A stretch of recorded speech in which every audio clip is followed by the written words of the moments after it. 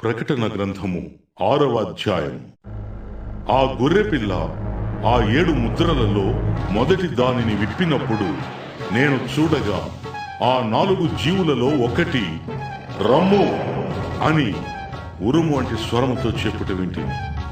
మరియు నేను చూడగా ఇదిగో ఒక తెల్లని గుర్రము కనబడింది. దాని మీద ఒకడు విల్లు పట్టుకుని కూర్చుండి ఉంది. అతనికి ఒక కిరీటం ఇయ్యబడింది. అతడు జయించుటకు బయలువెళ్ళాడు.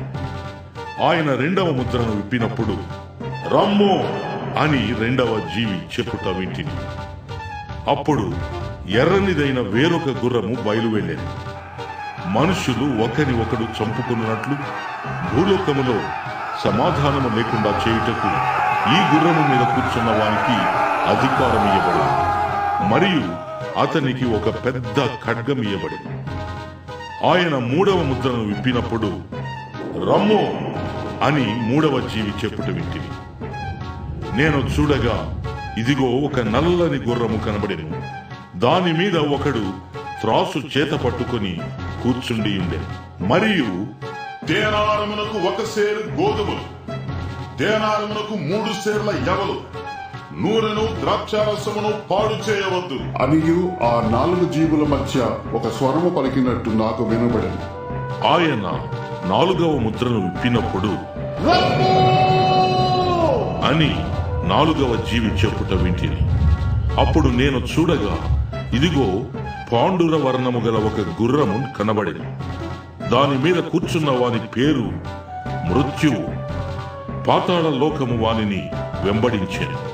ఖడ్గము వలనను, కరవు వలనను, మరణము వలనను, భూమిలో నుండి క్రూర మృగముల వలనను భూనివాసులను చంపుటకు భూమి యొక్క 4వ భాగము పైన అధికారము వానికి ఇయ్యబడింది.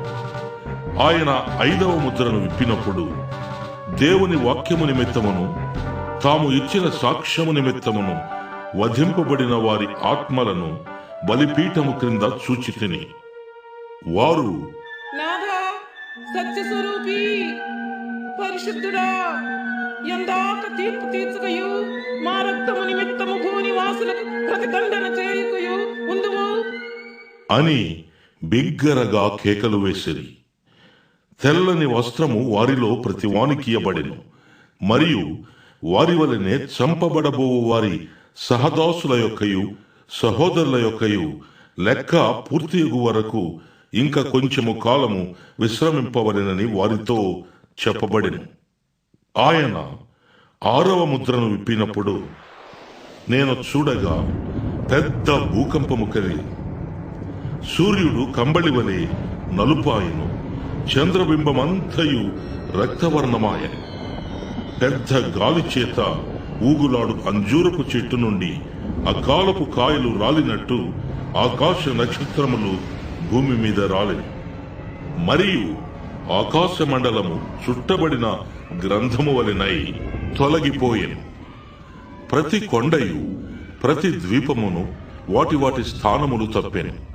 భూరాజులను, ఘనులను, సహస్రాధిపతులను, ధనికులను, బలిష్ఠులను, ప్రతి దాసుడును, ప్రతి స్వతంత్రుడును కొండ గుహలలోను బండల సందులలోను దాగుకుని సింహాసనాసీనుడై ఉన్న వాని యొక్కయు గొర్రెపిల్ల యొక్కయు ఉగ్రత మహాదినము వచ్చను.